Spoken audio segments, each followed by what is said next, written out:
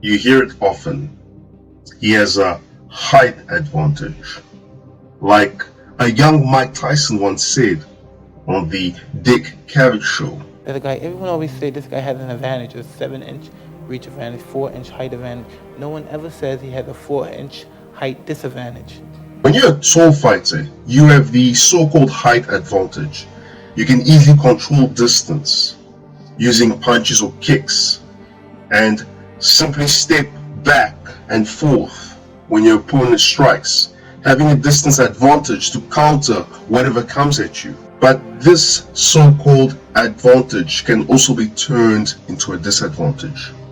And a disadvantage can be turned into an advantage. People forget that the universe is dynamic and not static. A solid piece of matter, not moving at rest, still has its particles vibrating in place. Understanding this dynamic means that a fighter with a height advantage can be disadvantaged. The tall fighter, when striking, has to strike low to reach the shorter fighter. This exposes him to an overhand, a hook that launches up, and is devastating if the tall fighter misses in the exchange. Suddenly, being tall and striking at a shorter fighter changes to being a disadvantage. As for distance, it is an advantage for the tall fighter if that distance is maintained. However, it is not if the shorter fighter can close that distance.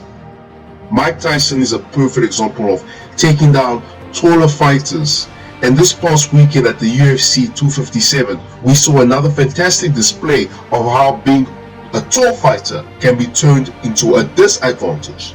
Mike Chandler versus Dan Hooker.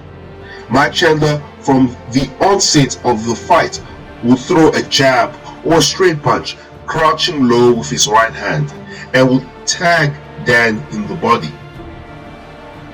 This was his setup, and when the moment came, he threw it and Dan Hooker threw a counter. But Mike, using his short height advantage, slipped underneath and delivered a left hook from his southpaw stance, and the fight was over.